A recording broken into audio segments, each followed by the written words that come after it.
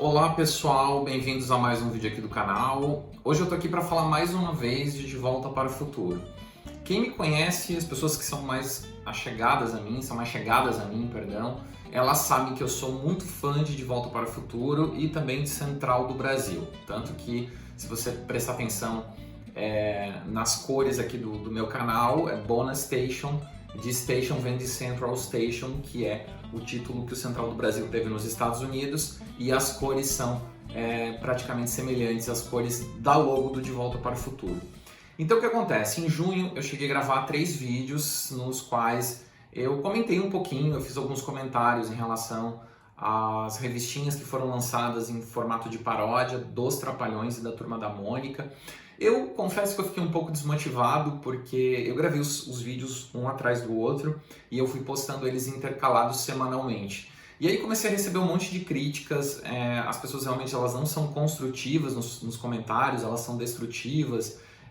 Aí eu lia coisas do tipo assim, nossa, que quanta coisa idiota, quanta babaquice, quanta baboseira. E eu confesso que na hora eu fiquei bastante pé da vida, assim, fiquei meio desmotivado. E o tempo passou, eu pensei assim, dane-se, são apenas opinião. Eu sempre falo isso em sala de aula, eu sou professor da área de roteiro e audiovisual, perdão. E eu sempre digo assim, que opinião é que nem, né, cada um tem o seu e faz o que quiser com ele. Então eu penso assim, eu vou continuar gravando, vou continuar falando. Se é besteira para alguns, eu não tô nem aí, eu vou continuar deixando os meus comentários, porque o nosso objetivo aqui é justamente a gente conversar sobre uma trilogia que já está completando 35 anos desde o lançamento do primeiro filme, e pouco se fala sobre isso. Eu gosto muito de acompanhar, já faz um bom tempo, alguns anos que eu acompanho o pessoal do blog BTTF, inclusive vou deixar aqui embaixo na descrição o link para o canal deles, para quem não conhece também, deixo de sugestão para se inscrever no canal desses rapazes.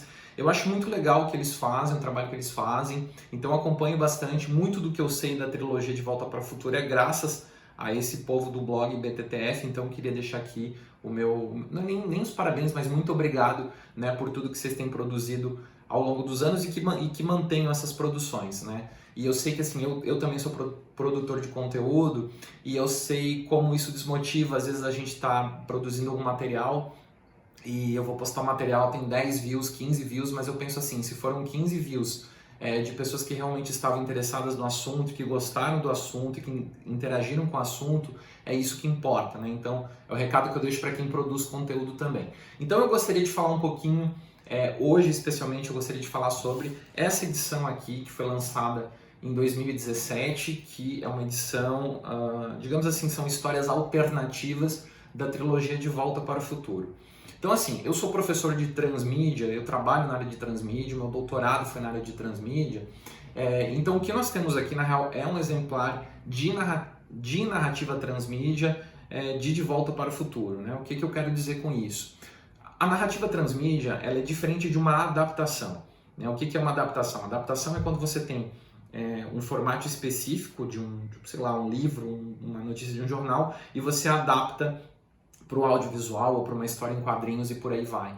Nesse caso, a transmídia, o que ela difere em relação à adaptação? A transmídia é quando ela expande o seu conteúdo, ou seja, eu tenho uma mídia de origem, que foi o cinema, no caso os filmes do De Volta para o Futuro, e ela foi expandida para outra mídia. Por exemplo, assim, se você pegar, eu tenho aqui até o jogo do Master System, que era do Back to the Future 2, você vê que o jogo é meio que uma adaptação do filme, porque todas as coisas que acontecem dentro do jogo é praticamente uma adaptação do filme. Mas se você pega o jogo oficial do Back to the Future, aquele que se passa no ano de 1986, aí nós temos uma narrativa transmídia, porque eu estou tendo uma expansão de conteúdo que é fora do cinema, mas para outra mídia.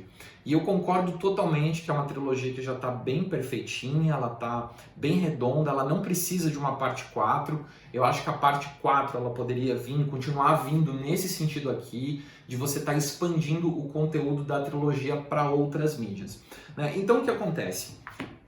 Eu li esse exemplar aqui, ele foi lançado nos Estados Unidos em 2015 e lançado no Brasil em 2017.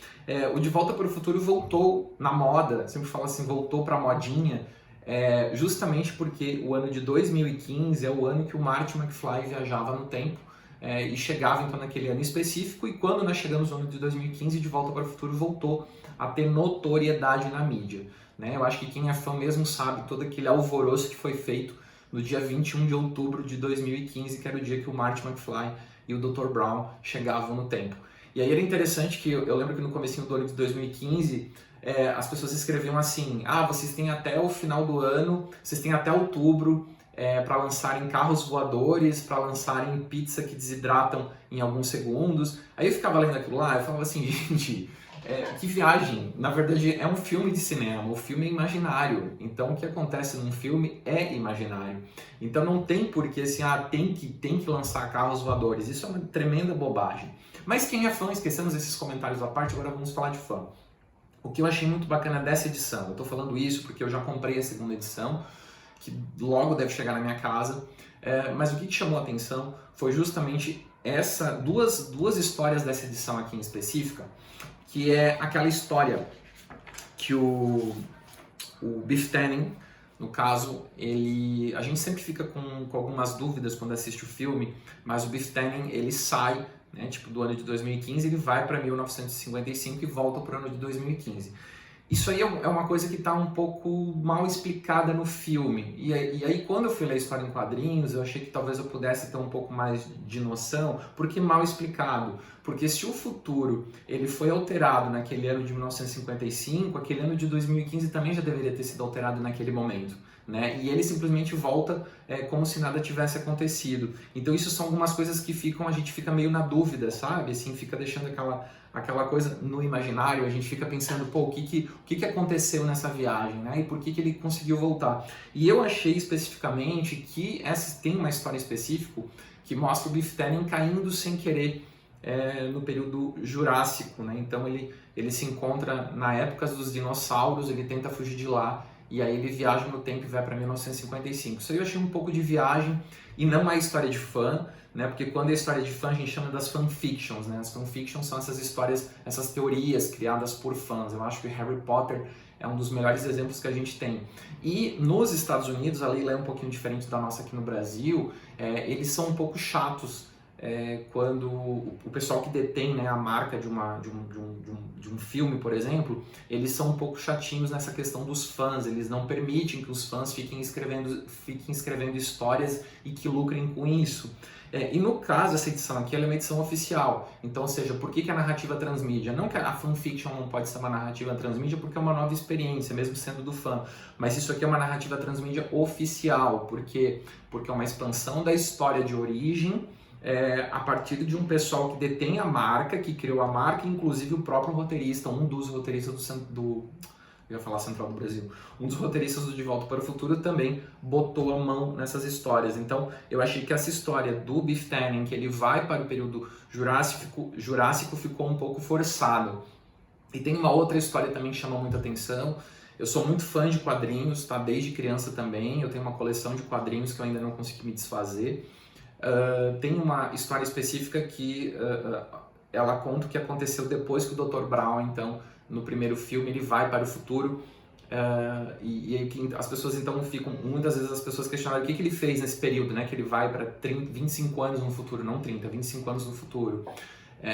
E aí nessa história é explicado, então ele chega no futuro, ele vê que existem carros conversíveis, que existem carros voadores, e ele quer então fazer uma conversão para o DeLorean.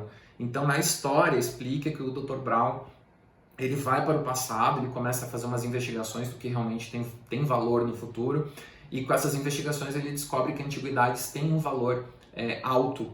E aí ele vai para o passado e ele compra algumas edições do Superman número 1, que foi lançado em 1938, e ele leva para o futuro, e aí ele consegue vender por milhões de dólares, ele consegue então fazer a conversão do carro dele. Então, para quem não sabe, o Superman, a edição do Superman foi vendida, foi leiloada há pouco tempo, a original, a das poucas pessoas que guardaram essas revistas, ela foi leiloada por milhões de dólares, né? Então, quem diria que um quadrinho ia valer tanto? E aí isso é explorado dentro da história, mas aí novamente vem aquelas questões, aquelas dúvidas, né? Pô, se ele pega um exemplar novinho, em 1938, e vai para 2015, não tem como comprovar que já se passou tantos anos, pode ser uma boa falsificação. Então eu acho que são essas coisinhas que elas poderiam ser mais bem explicadas, né, quando a gente fala de narrativa transmídia.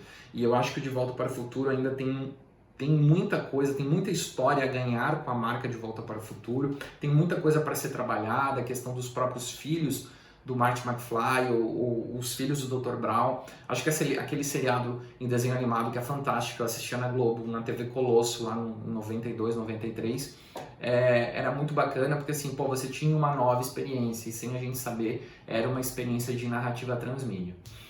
Pessoal, então era isso. Eu espero que tenham gostado.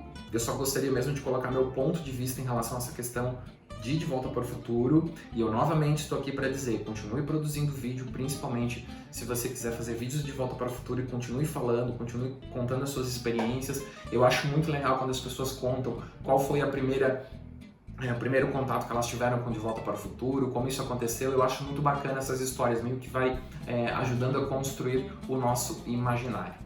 Então é isso, muito obrigado por ter ficado até aqui, valeu e nos vemos no próximo vídeo.